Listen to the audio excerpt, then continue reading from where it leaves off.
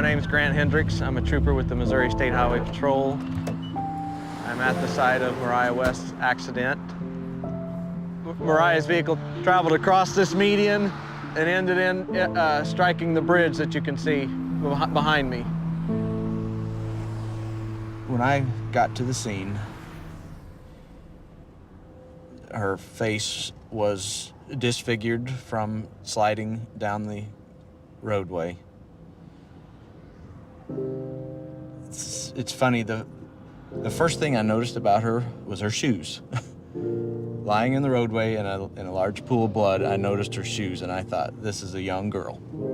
That's the first thing I thought when I saw this. And at that point is when I noticed her cap and gown was still in her car.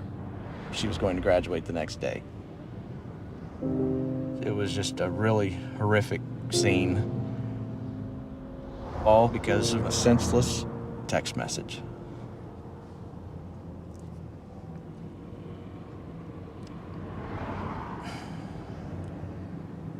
It's just sad. Sorry, it's just sad.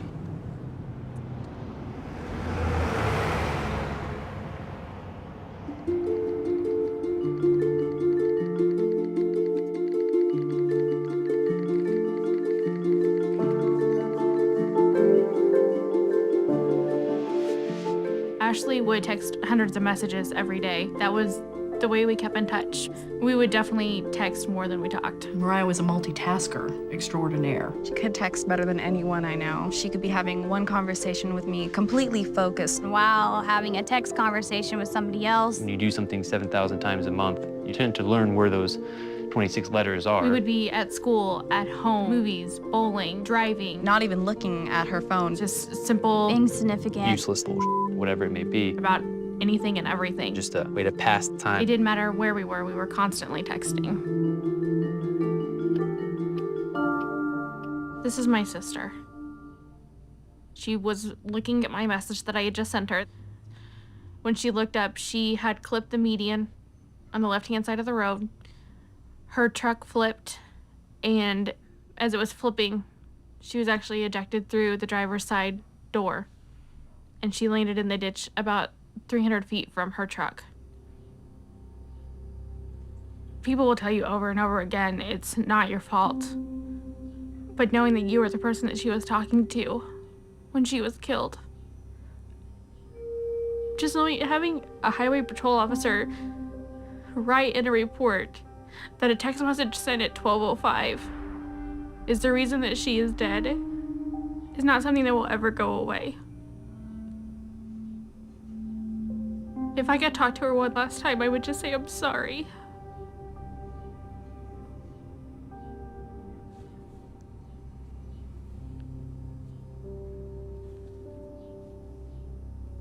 This is her cell phone that she used in the accident. 4 little letters. That's what killed her.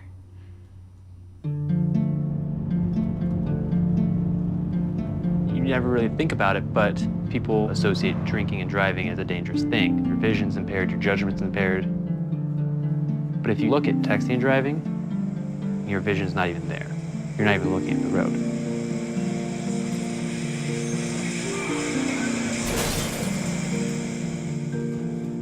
If someone were to ask me to drive down the road and close your eyes for 5 seconds or 6 seconds, I would never even attempt that. But then if someone asks, read this text message and respond to that in about the same length of time, well, that would be no problem. I'd done that numerous times in the past before this accident. I was on my way home. I had my girlfriend in the car, and I'm just reading a text message, responding. I was looking up every couple seconds or so, like I always did. And I just hear a loud scream next to me, and the next second I look up and I see a bicyclist crashing the windshield.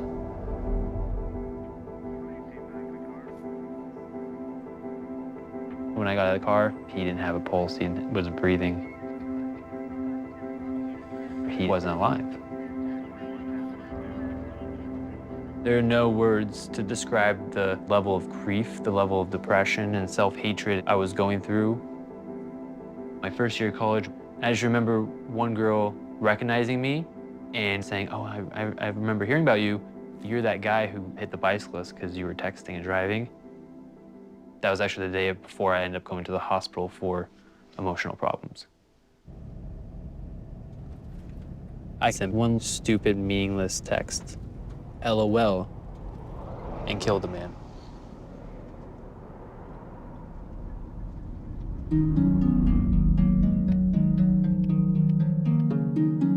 People don't realize it could just take 3 seconds.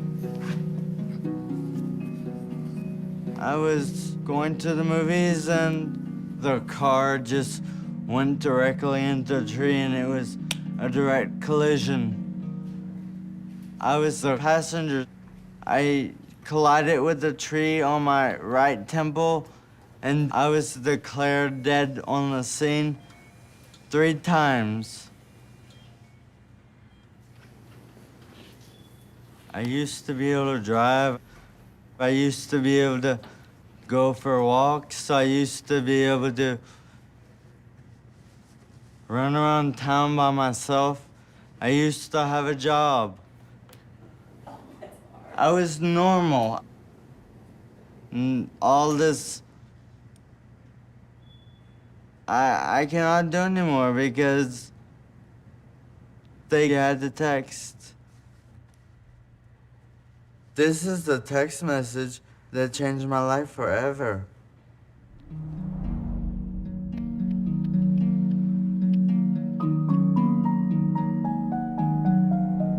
The day before her graduation, my daughter drove to go meet a boy, and she never made it. Today, she would have been 19 years old, exactly.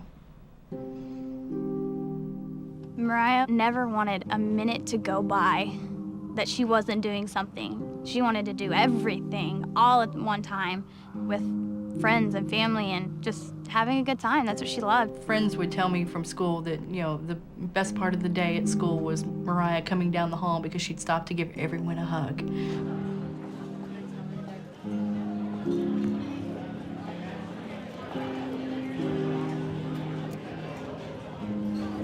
Okay, guys, in honor of Mariah. Happy birthday to you. Happy birthday to you. Happy birthday, dear Mariah. She had met a guy who played baseball, and one evening she just spontaneously got in her car and said, "Hey, I'm gonna come watch his game." He was texting her to tell her directions of where she needed to go. And I guess she just looked away for too long. Where are you at, you know? Like that was it. One of her friends had no idea that she had been in an accident, so he kept texting. We ended up having to send him a text back to say, please stop. She's in critical condition in the hospital, and we don't know if she'll even make it. She always worked her magic, you know, and still to this day, without her being here, she's so much still a part of our lives every day. She was our sunshine. She really was.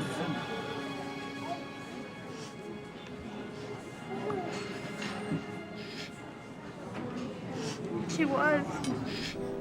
It's a simple text message. Where are you at? 3 simple words.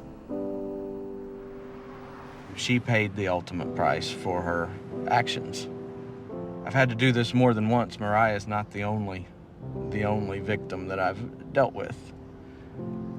And it never gets any easier. And it won't get any easier.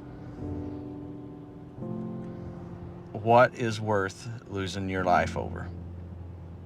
That text message?